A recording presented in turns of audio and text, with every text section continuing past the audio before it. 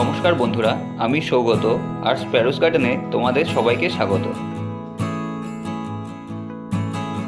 বন্ধুরা, তোমরা দেখতে পাচ্ছ এটি একটি স্প্লাশ ভ্যারাইটির বোগানভিলিয়া গাছ। দেখো, সম্পূর্ণ গাছটি জুড়ে কত সুন্দর ফুল ফুটে আছে।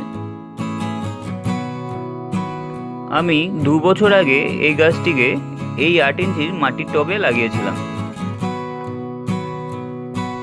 সময় মতো প্রুনিং ও গাছে খাবার দেওয়ার ফলে দেখো বন্ধুরা, সমস্ত গাছ জুড়ে কত সুন্দর ফ্লাওয়ারিং করেছে।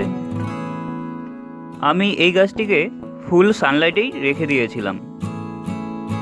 বন্ধুরা, তোমরা যদি তোমাদের বোগেনভিলিয়া গাছে এরকম প্রচুর ফুল পেতে চাও, তবে তোমাদের গাছটিকে রোজ মিনিমাম 6 থেকে 8 ঘন্টা ডাইরেক্ট রোদ পেতে দিতে হবে।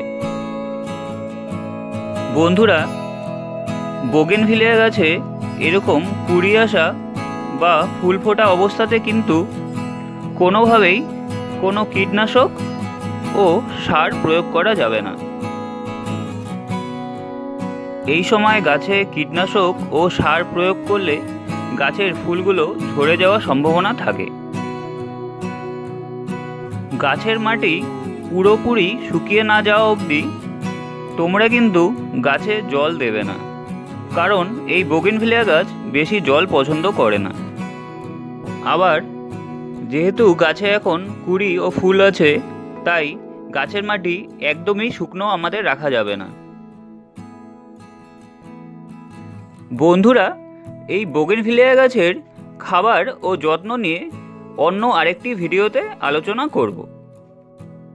এই ভিডিওটি যদি তোমাদের ভালো লেগে থাকে তবে লাইক, শেয়ার ও কমেন্ট করো।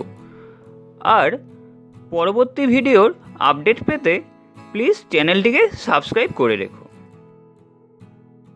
ভিডিওটি সম্পূর্ণ দেখার জন্য তোমাদের অসংখ্য ধন্যবাদ।